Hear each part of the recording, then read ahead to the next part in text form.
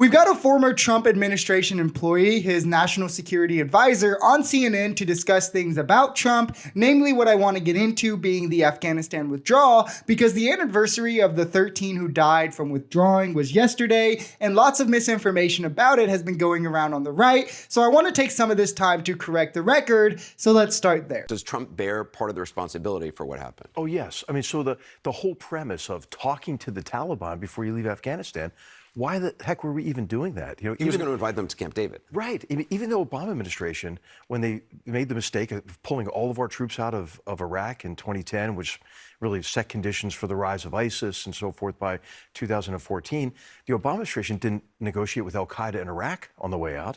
And so if we were going to leave, why not just leave? What happened in these series of negotiations and concessions to the Taliban is we kind of threw the Afghans under the bus on the way out. And they cut the Afghan government out of those negotiations, right? Absolutely. So that was mistake one. Then forced them to release 5,000 of some of the most heinous people on earth, and then began the Trump to administration withdraw. forced the Afghan government to release 5,000 Taliban. Correct. And this is something that is major to remember when MAGA is trying to put all the blame on Biden. Trump is the one who set the timeline for withdrawing through his Doha agreement, which we'll get into. But these negotiations freed 5,000 Taliban terrorists and also cut out the Afghanistan government from negotiations as well, annexed some of their land to the Taliban, and left them completely in the dark. Also, despite continued attacks on Afghan security forces, Trump still pulled our troops down to just 2,500, leaving all the expensive and important machinery and weaponry behind, with those 2,500 soldiers pretty much acting as sitting ducks. Donald Trump then kicked that can down the road to Biden in the midst of the deadliest Taliban attacks in years, with diminished troop numbers and an expedited withdrawal schedule that we had to stand by. And Biden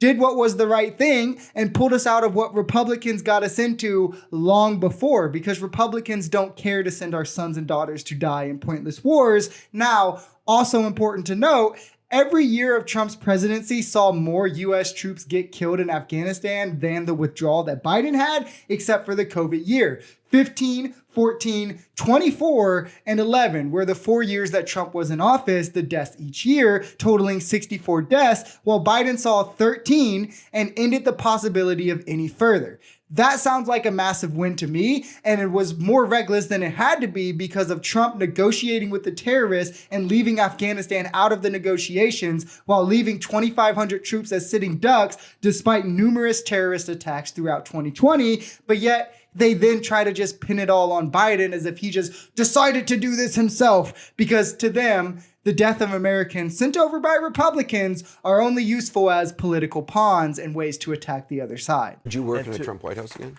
No, I think, Anderson, I will work in any administration where I feel like I can make a difference, but I'm kind of used up with Donald Trump. This is yet another person who worked for Trump saying, no way would I go and work for him again. I don't know how many of his own cabinet members, his own appointments, his own VP needs to come forward and say, we don't trust this guy. He's bad for the country. He's a bad person. We won't work for him again. We can't endorse him as president, before voters who don't know him at all realize maybe if everyone who knows him has bad things to say about him, he could possibly be a bad guy. Or maybe they're all rhinos and in on the conspiracy with all the institutions, all the media, all the tech companies, all the Democrats, this big conspiracy all against a man who's never won the popular vote and passed one bill when he was president because we're so scared.